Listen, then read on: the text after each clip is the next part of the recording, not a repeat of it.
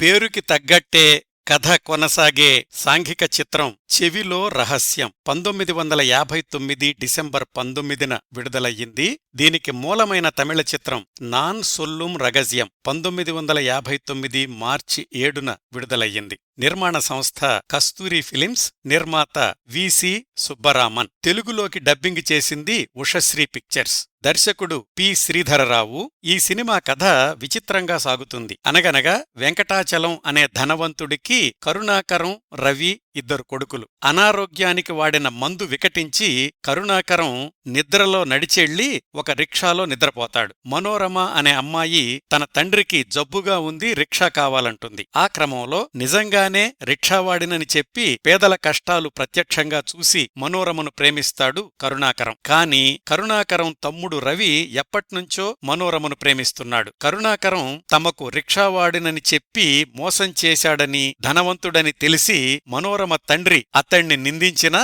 చివరికి పెళ్లి చేయడానికి నిశ్చయించుకుంటాడు. ఈలోగా పనిమనిషి గోవిందుడు కరుణాకరం తండ్రి వెంకటాచలానికి వేదాచలం చనిపోలేదు, అతడే తన కూతురు మనోరమను మీ అబ్బాయికిచ్చి పెళ్లి చేస్తున్నాడు అని చెప్తాడు. వెంకటాచలం గోవిందుకి చెవిలో ఏదో చెప్తాడు. ఆ చెవిలో రహస్యం ఏమిటి? ఇంతకీ ఈ వేదాచలం ఎవరు? వెంకటాచలానికి వేదాచలానికి సంబంధం ఏమిటి? మనోరమ కరుణాకరం ఎలా పెళ్లి చేసుకున్నారు అనేది మిగతా కథ. తెలుగు డబ్బింగ్కి మాటలు పాటలు రాసింది శ్రీశ్రీ, సంగీతం జి. రామనాథన్. ఈ చిత్రంలో ధనవంతుడు వెంకటాచలంగా ఎస్.వి. సుబ్బయ్య, ఆయన కొడుకులు కరుణాకరంగా శివాజీ గణేశన్, రవిగా ఎస్.ఆర్. దశరథన్, మనోరమగా అంజలీదేవి, గోవిందుగా కె.ఎం. నంబిరాజన్ నటిస్తే మరికొన్ని పాత్రల్లో ఎం.ఎన్. రాజం, శకుంతల, తంగవేలు మొదలైన వారు నటించారు. ఈ చిత్రం తమిళంలోనూ తెలుగులోనూ కూడా అస్సలు ప్రజాదరణ పొందలేదు.